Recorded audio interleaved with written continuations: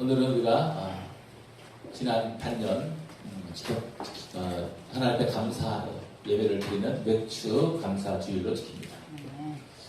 오늘 여기 본문에도 나와 있는 것처럼 이스라엘 백성들을 하나님께서 매년 3번 절기를 지키라 이렇게 말씀해 주셨습니다. 이 세 절기는 우리가 이 정도는 우리가 좀 기억하면 좋겠습니다. 첫 번째 따라합시다. 6월절, 두 번째 맥추절, 세 번째 수정절. 이 세 절기를 지키라고 하신 것입니다.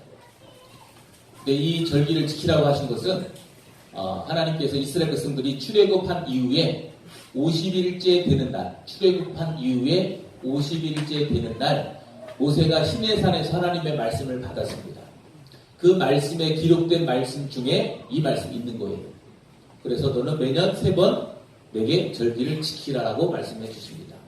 그 첫 번째 절기가 바로 6월절인데, 바로 6월절은 이스라엘 백성들이 애굽에서 400년 동안 종살이 하다가 이제 출애굽한 것을 기억하고 기념하는, 잊어버리지 않는 그러한 날. 그리고 10가지 재앙이 있었지만 이스라엘 백성들을 하나님께서 구별해 주시고 건져 주신 날. 그래서 주님의 그 양의 피 보혈로 죄가 넘어간 그날을 기억하는, 감사하는 날이 6월절입니다. 이 6월절은 유교절 다음 날부터는 무교절로 지킵니다. 그래서 일주일 동안을 무교병을 먹는. 왜 무교절을 지킬까요? 더 기억하라는 것입니다. 뭐냐면 이스라엘 백성들이 출애굽할 때 급하게 나오느라고 딱딱한 떡을 가지고 나왔습니다. 그래서 이들은 정말로 무교절 때에 딱딱한 떡을 먹으면서 기억하는 거예요. 예를 들면 우리나라도 가끔 6.25 기억하자 그러면서 뭘 먹습니까? 보리 주먹밥 같은 거 먹어요. 그거 왜 먹습니까? 6.25를 좀 상기하자 하는 그러한 의미에서 주먹밥을 먹는 그런 의미예요. 그리고 그들은 또 초막절이라 그래가지고 집에서 자지 않고요, 일부러 텐트를 치고 이렇게 밖에서 잠을 잡니다. 다 이거 뭐냐면 그들이 애굽에서 하나님께서 구원해 내신 것, 그러면서도 광야에서 살았던 것, 그것을 기억하라는 뜻입니다. 요즘은 우리가 너무나도 우리가 하나님의 은혜를 잊어버릴 때가 너무나도 많다는 것을 다시 한번 깨닫게 됩니다. 그래서 6월절도 감사의 의미가 있는 것입니다. 하나님께서 그들을 구원해 내시고 날 구원하신 주 감사, 모든 것 주신 감사, 감사의 절기가 되는 것이고요. 그래서 이 무교절을 7일 동안 지키는데 마지막 날이 안식일이었어요. 무교절의 마지막 7일째 되는 날이 안식일이었고, 그 다음 날부터 시작해서 7주를 세워라고 성경에 나와 있어요. 그래서 그 무교절이 끝나는 다음 날, 안식 후 첫날입니다. 그 다음 날부터 7일주를 세워서 50일째 되는 날, 그날이 무슨 날입니까? 맥추절이라 하세요. 무슨 날? 그날이 바로 맥추절이에요. 그래서 그것은 6월절과 무교절과 이어지는 날이 바로 맥추절이었다. 그래서 7일주를 세워라 그래서 77절, 50일째 지키는 날이라 그래서 오순절, 그리고 그 첫날, 무교절이 끝나는 그 안식 후 첫날을 초실절, 그래가지고 그날부터 50일째 되는 날을 맥추절로 지키는 거예요. 이 맥추절의 중요한 의미는 첫 열매에 있습니다. 무슨 의미라고요? 첫 열매의 의미가 있어요. 여기도 오늘 16절에 보니까 맥추절을 지키라. 이는 네가 수고하여 밭에 뿌린 것에 뭐라고요? 첫 열매를 거둠이니라. 아멘. 그러니까 네가 수고하여 밭에 뿌린 것에 첫 열매를 거두는 것을 기억하는 거예요. 그래서 어떻게 했냐면요, 보리가 이제 익어가는 거예요. 다 아주 그냥 다 익은 것이 아니라 이제 익어가기 시작하는 거예요. 우리 준혜 입사님이 여기 옆에다가 방울토마토도 심고 상추도 막 심었어요. 근데 어느 날 우리 준혜 입사님이 방울토마토 한 2개인가 3개인가 갖고 왔어요. 아직 익지도 않고 아직도 푸릇푸릇해. 근데 그걸 갖고 왔어요. 뭘까요? 이제 첫 열매라고 그걸 갖고 왔어요. 그래도 참 믿음이 좋아요. 몰라도 그 사이에 오면서 하나 먹었는지 모르지만 그걸 저한테 갖고 왔어. 저한테 목사님 드시라고. 그래서 또 맛있게 먹었잖아요. 또 저희 이춘조 전사님도 어느 날 또 오이를 또 요만한 걸로 하나 갖고 오셨어요. 처음 딴 거래. 그래서 그걸 목사님께 먼저 드시라고 한 거예요. 여러분, 첫 열매는 이제는 막 풍성하게 막 그렇게 막 열매가 자란 건 아니에요. 첫 열매는 정말 이제 막 자라기 시작하는 거 보이잖아요. 얼마나 감사해요, 그죠? 이렇게 내가 심은 것이 열매를 거뒀네? 그러면서도 아직은 빨갛게 익지도 않고 아직 푸릇푸릇하고 아직 뭐 좋지는 않지만 첫 열매이기 때문에 그것을 먼저 구별해서 드리는 겁니다. 그래서 이스라엘 백성들도요, 이제 막 보리가 막 익기 시작하는 거예요. 그러면 그 처음 한 단을 걷어다가 그걸 대제사장에게 줘요. 그럼 그 대제사장은 그 한 단을 가지고 성전에서 하나님께 먼저 드리는 거예요. 그리고 나서 그날부터는 이제 곡식을 이제 보리 추수를 시작하는 거예요. 그러니까 뭔가 거두어 드리기 전에 먼저 하나님께 먼저 드리는 거예요. 그다음부터 이게 뭐냐? 지금부터 이제는 하나님이 주신 것을 내가 추수하겠습니다. 하나님 이제 추수해도 되죠? 하나님 감사합니다. 그러면서 이제 그날부터는 이제 추수도 시작하는 거예요. 그래서 50일째가 되면 다 마치는 거예요. 그러면서 감사하는. 그것이 바로 맥주 감사절입니다. 저는요, 첫 열매가 있어야 마지막 열매도 저는 있다고 저는 믿습니다. 첫 열매를 구별해 드리는 것은 하나님께서 계속 50일 동안 계속적으로 풍성하게 해주신 것을 믿는 그런 믿음으로 드리는 거예요. 첫 열매는 그런 뜻이 있는 것입니다. 저는요, 예전에 제가 전도사할 때 처음 사례비 받은 거 있지 않습니까? 첫 사례비. 제가 그거를요, 그냥 교회에다가 받아서 그냥 다시 다 헌금을 했어요. 무슨 의미일까요? 첫 열매로 하나님께 드린 거예요. 그래도 지금까지 제가 굶지 않고 지금까지 잘 살아오고 있어요. 그러나 1년, 평생에 한 번밖에 없는 거예요. 아시겠죠? 우리 딸이, 우리 김예지 선사님이 직장 다니면서 첫 월급 받았어요. 저희 김예는 찍지도 않았는데 그걸 다 헌금했어요. 첫 받은 월급을 그냥 하나님께 다 헌금했어요. 뭐 시켜서 한 것도 아닙니다. 바로 그런 첫 열매 그런 의미가 있는 거예요. 여러분들, 이 첫 열매를 드린다는 것은 하나님께서 앞으로도 책임져 주실 거라는 그런 강한 확신과 믿음이 있는 거예요. 여러분, 정말 여러분들 하나님께서 이렇게 하나님께 구별해 드리면 모든 것을 다 책임져 주시고 풍성케 하실 걸 여러분들 믿습니까? 여러분, 아무것도 염려하지 말고 모든 것을 다 하나님께 감사하는 거 여러분 그렇게 믿으십니까? 여러분, 염려하지 마시기 바랍니다. 하나님께서 모든 쓸 것을 다 아시고 채워주신다고 말씀해 주시지 않습니까? 저는 맥주절이 저는요, 그래서 추수감사절보다 어찌보면 더 중요해. 왜? 첫 단추가 중요한 거예요. 여러분들 지난 6개월 동안 지켜주신 것을 감사하면서 이제 날짜를 세는 거예요.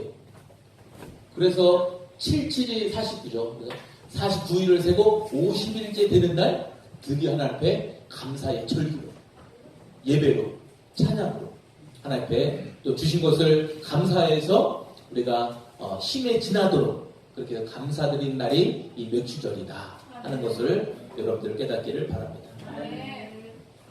그래야 나중에 이 수장절을 지킬 수 있는 거예요. 아시겠죠?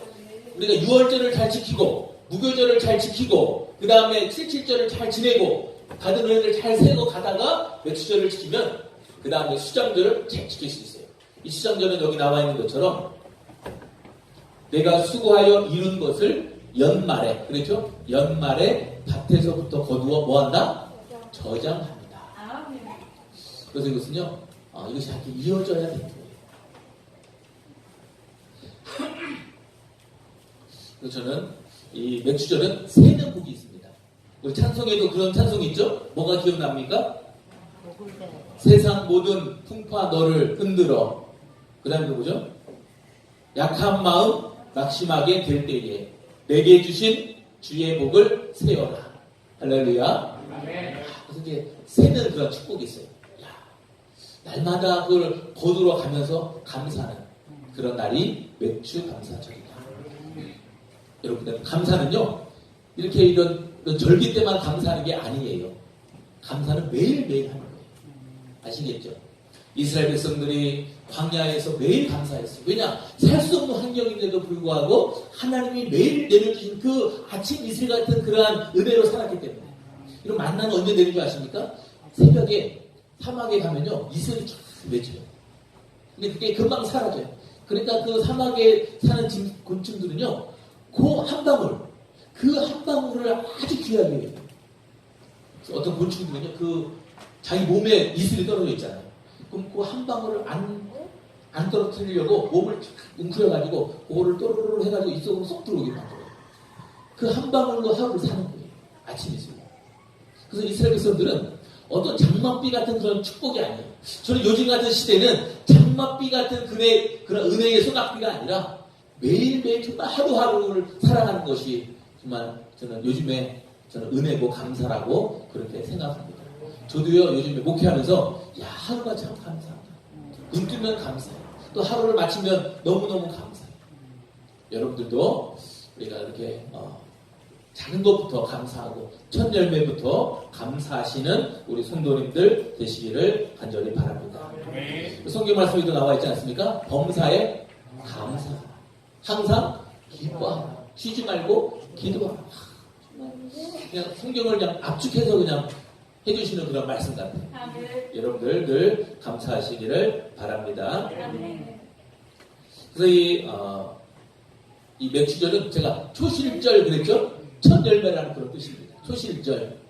근데 이것이 바로 예수님이 바로 첫 열매가 되신 거예요. 모든 잠자는 자들의 첫 열매가 누구십니까? 예수 그리스도시잖아요.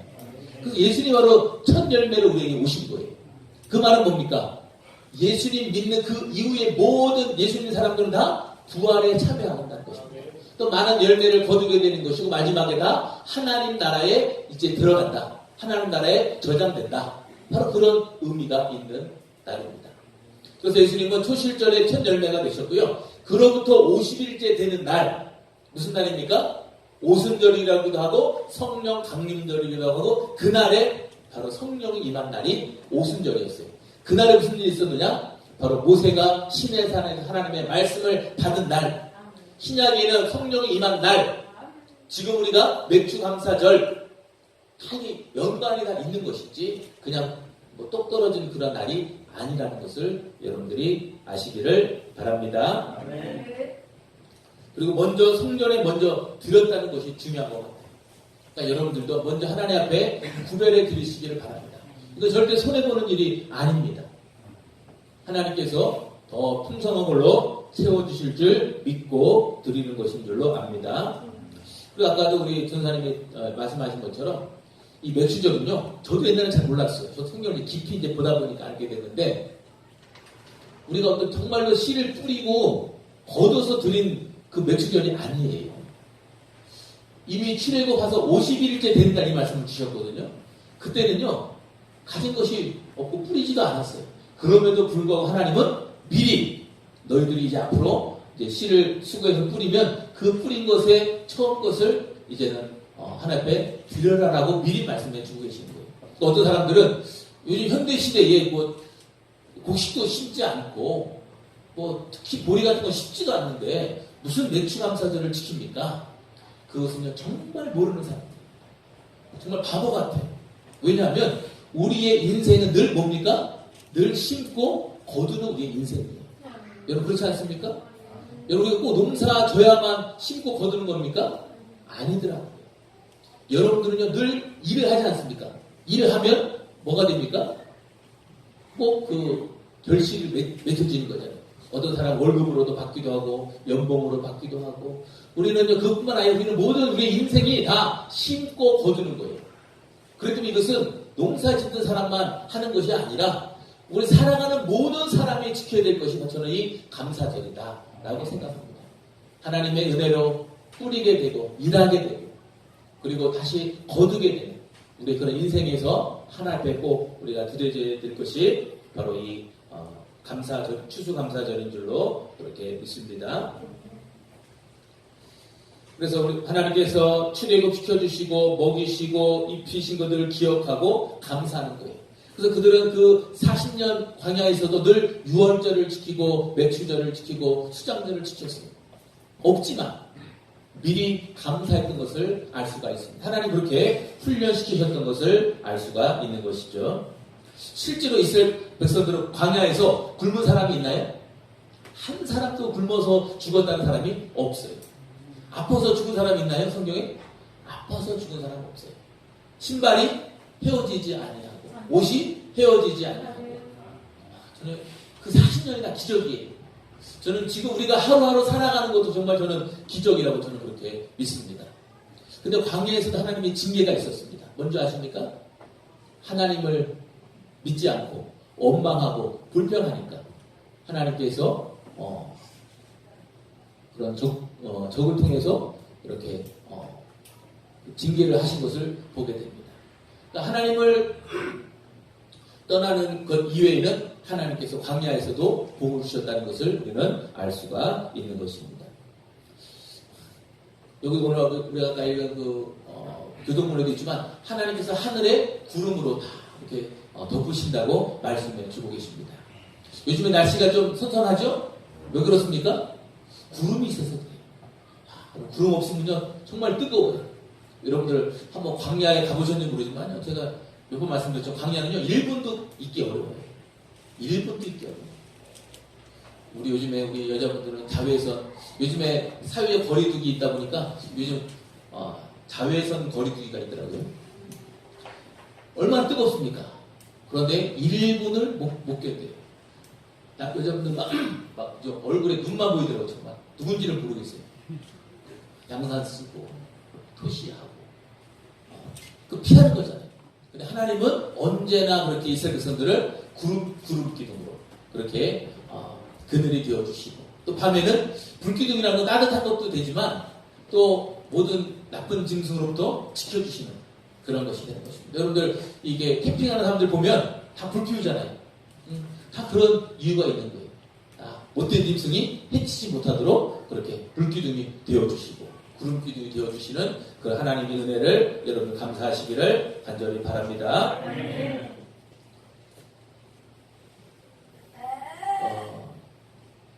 저는 이 맥주감사절이 저는 그 중요한 의미가 뭐냐면 한 해의 터닝 포인트가 되는 것이고 여러분 인생의 터닝 포인트가 되는 것입니다. 여러분 요즘은요, 여러분 그 말 들어봤습니까? 포스트 코로나 그런 말 들어보셨습니까? 요즘 많이 나오는 말인데 포스트 코로나 시대라는 거예요. 이것은 코로나 이후의 시대라는 그런 뜻입니다. 이 말은 뭐냐면 세상이 완전히 달라졌다는 그런 뜻이에요. 포스트 코로나 시대라고 하는 것인데 저는 생각할 때 무엇이 가장 달라졌을까? 여러분 한번 생각해 보시기 바랍니다. 지난 6개월 동안 우리 정말 코로나가 가장 이슈였잖아요. 그죠? 뭐가 가장 달라졌을 것 같아요, 여러분들? 저는요, 학교라고 생각합니다. 학교. 제 말에 좀 동감하십니까? 네. 저는 학교가 많이 달라진 것 같아요. 우리가 지금까지 상상했던 그런 학교랑 너무너무 다른 거예요. 도저히 생각할 수 없었던 일들이 지난 6개월 동안에 벌어졌어요. 맞습니까? 틀립니까? 예. 가장 좀 많이 변한 것이 학교라고 이렇게 생각이 됩니다. 이 코로나가 길어지면서 우리 초중고가 6월이 돼서야 개학을 했습니다. 문을 열었죠. 또 대학생들은 대학을 학교 가보지도 못하고 종강하는 그런 일들이 생겼고 2학기는 또 어떻게 될지 아직도 모른다고 합니다. 그리고 온라인 수업을 합니다. 학교 균형이 멈춰섰어요. 그래서 어떤 사람들은 학교 부재의 시대라고까지 이야기하는 사람들이 있어요. 어떤 사람들이 이야기합니다. 목사님 이런 상황에서도 학교에 가야 됩니까? 또 그런데 또 어떤 사람은 또 반면에 이런 상황 속에서라도 학교에 가야 되지 않습니까? 이렇게 이야기하는 사람들이 있어요. 왜 그렇습니까? 바로 학교의 존재 이유 때문에 그렇습니다. 저는 교회도 마찬가지라고 생각이 됩니다. 어찌 보면 학교랑 교회랑은 많이 닮은 부분이 있어요. 학교도 교사도 학생도 요즘에 갈팡질팡 한다고 합니다. 왜냐하면 여러분들 학교는요 단순히 그냥 학습만을 위한 공간이 아니라는 거예요. 학생들 학교에 다니면서 성장하는 거예요. 학습이 되는 것이고 사회화를 거기서 배우는 것입니다. 단순히 그냥 공부만 하는 그런 장소가 아니라는 것이죠. 요즘에는 학교의 빈자리가 오히려 사교육이 더 차지하고 있다고 그렇게 합니다. 학생들은 뭐라고 하냐면 선생님이 수업만 하니까 너무 재미가 없다는 거예요. 학교가 재미가 없다고 합니다. 그렇죠. 아이들을 서로 만나고 막 그렇게 학교 생활을 해야 되는데 뭐 온라인으로 하고 잘 막 대면하지 못하고 하니까 학교가 재미가 없어지는 거예요. 지금 수업은 온라인으로 그냥 출석 체크만 하는 데가 얼마나 많은지 모릅니다. 그런데 이 온라인이 문제가 있어요. 왜 그런지 아십니까? 일타 강사라는 사람들이 있어요. 뭔지 아시죠? 아주 온라인상에 아주 유명한 강사들이 있어요. 그 사람들은 수십만, 수백만 명의 그 시청자들이 있는 거예요. 그 사람들을 따라갈 수가 없어요. 그렇죠? 교회도 마찬가지인 것 같아요. 교회도. 저는요, 자신감이 없기 때문에 저 온라인을 할 수가 없습니다. 제가 이 유튜브에 올리잖아요? 한 10명이나 볼래나. 어떻게 너무 창피하기도 합니다. 근데 어떤 교회는요, 교회는 그렇게 크지 않아도 그 목사님의 설교를 보는 사람이 막 수만 명이나 되는 그런 분이 있더라고요. 거기에 비하면 저는 진짜 막 너무 진짜 아무것도 아니죠. 그래서 제가 광고에 올린 거죠. 보시라고. 어떻게 너무 창피할 때가 있어요. 어떤 교회는요, 본인 교회 수천 명이 되는 그런 교회인데도 자기 교회 교인들도 안 보는 거예요. 그리고 어디 갑니까? 아주 유명한, 이름난, 아주 인기 있는 그런 목사님인데 설교를 보는 거예요. 또 그런 것을 또 이렇게 서핑하고 다니는 거예요. 근데 저는요, 저는 학교도 마찬가지고, 정말 이 학교 요즘 온라인 보니까 그냥 출석 체크만 하는 것 같아요. 그걸 정말 열심히 막 듣지를 않는 것 같아요.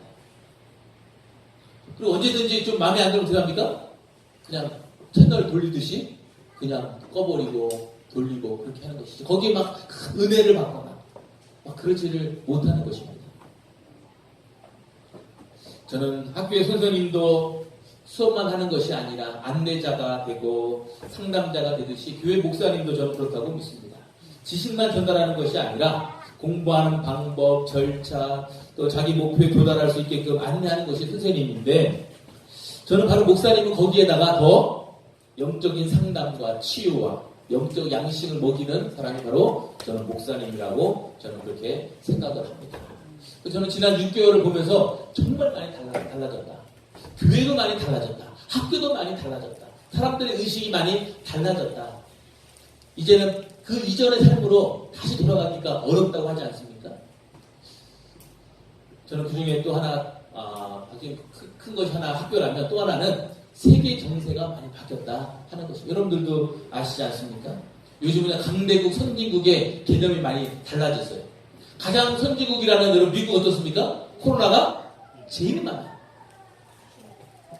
사망자도 제일 많아요. 유럽에 우리가 선진국이라는 그 유럽이 코로나에 많이 걸리지 않습니까? 그러니까 지금은 강대국, 선진국이라는 의미가 많이 달라졌습니다. 오히려 우리나라가, 우리 대한민국이 요즘은 선진국이라고 하고, 오히려 그죠? 이런 질병에 있어서 강대국이라고 하는 나라가 우리나라. 그만큼 이제 그런 것도 많이 변했다는 것을 알 수가 있습니다.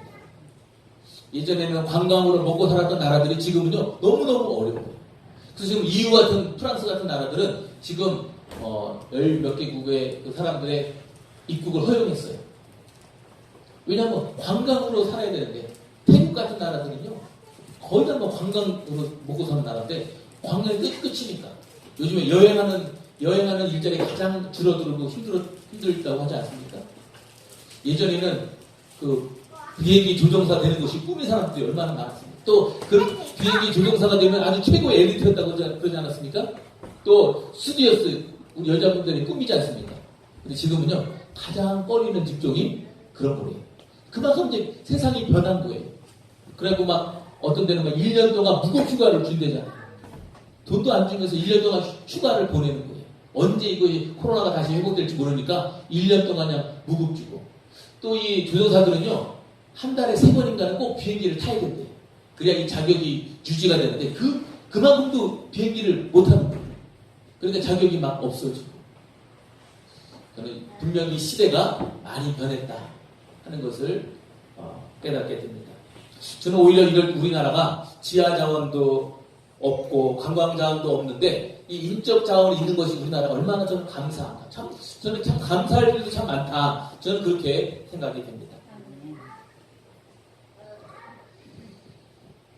2차 대전 때에 그 당시 영국과 독일이 큰 나라들이었습니다. 그래서 그때는 영국 세력과 독일 세력이 부딪혔습니다. 근데 그 2차 세계대전 이후에 이 유럽에 있던 패권이 어디로 넘어갔느냐면 미국으로 넘어갔어요. 2차 세계대전을 계기로 해서 넘어갔습니다. 그때에도 이런 영국 이런 데보다 미국이 더 인구가 더 많았어요. 그러니까 자연스럽게 미국이 세계의 패권을 차지했습니다. 근데 이 코로나 사태는 어떻습니까? 이제는 미국에서 중국으로 넘어갈 거라는 사람들이 많습니다. 실제로 이 코로나 때에 유일하게 성장한 나라 중국이라고 해요. 사람들이 막 욕해요. 지네들이 다 해놓고서는 지네들만 성장하고 있다고 합니다. 근데 어쨌든 패권이 이제 미국에서 중국으로 넘어갑니다. 그러니까 지금 미국이 그걸 가장 두려워하고 있는 거예요. 실제 넘어갈 겁니다. 왜냐하면 인구가 벌써 미국하고는 게임이 안 돼요. 3배가 더 많아요. 중국. 분명히 이제 미국에서 이 코로나 이후에 이제 중국으로 이제 패권이 넘어갈 거라고 합니다. 우리나라도 지금은요, 우리가 일본, 예전에는 일본 뭐 소니 그러면 최고로 쳤는데 지금은 오히려 우리나라가 더 앞서지 않았습니까? 일본도 지금 미래를 준비하지 못하고 있는 거예요. 예전에 스위스 얼마나 시계 유명했습니까? 근데 거기에 그냥 대비하지 않고 교만하다 보니까 준비하지 못했던 거예요. 요즘은 준비하지 못하면 그렇게 낙오될 수밖에 없어요. 저는 영적으로도 신앙적으로도 저는 마찬가지라고 생각합니다. 지금은요, 학교라는 것도 많이 변했어요. 교회도 많이 변했습니다. 이 세상이 많이 변해지고 있어요. 저는 이 후반기 또는 앞으로 우리의 남은 인생은 정말 준비하면서 대비하면서 살아야 됩니다. 여러분, 이것을 준비하시는 우리 2020년도 후반기가 되시기를 간절히 축복합니다. 그래서 이 변화를 우리가 잘 이끌어가야 될 줄 압니다. 오늘 본문의 제목은 제가 세상 중력이라고 이렇게 말씀을 한번 제목을 적어봤습니다. 세상 중력. 뭐냐면 세상이 우리를 잡아 끄는 거예요. 세상 우리로 하여금 벗어나지 못하게 만든다는 것입니다. 열매 맺지 못하게 만드는 거예요. 여러분, 그 씨 뿌리는 비유에 보면 가시떨기에 떨어졌다는 것은 말씀은 들으나 세상의 염려와 유혹에 말씀이 막혀 결실치 못하게 하는 것이다. 저는요, 앞으로 이 후반기에 여러분들이 정말로 결실을 맺기를 원하신다면 여러분 잘 대비하시고 준비하시기를 바랍니다. 우리 하나님 앞에 온전한 그런 믿음을 가지시기를 바랍니다. 여러분 6개월 한번 아까 전에 말씀하신 뒤돌아보세요. 늘 코로나 있습니다. 사람들의 말도 코로나. 그리고 교회에 대한 이야기도 얼마나 많은지 모릅니다. 늘 어떤 교회가 또 생겼네. 뭐 관저동의 서머나 거기서 침례교회입니다. 그 서머나 교회가 생겼네. 뭐 어떤 교회 뭐 요즘은 또 광주에 어떤 절도 하나 생겼더라고요. 또 요즘은 다 말 주제가 다 그런 이야기더라고요. 그럼 우리 성도님들은 좀 지혜롭게 우리 후반기를 대비하시는 여러분들 되시기를 바랍니다. 그 첫 시작이 저는 오늘이라고 저는 그렇게 믿습니다. 그러면 여러분들 올 2020년도 후반기는 정말 풍성하게 여러분 수고한 것을 거두어서 저장할 수 있는, 감사할 수 있는 그런 올 한 해가 저는 되리라고 분명히 확신합니다. 아멘. 하나님 감사합니다. 우리가 세상에 이끌리지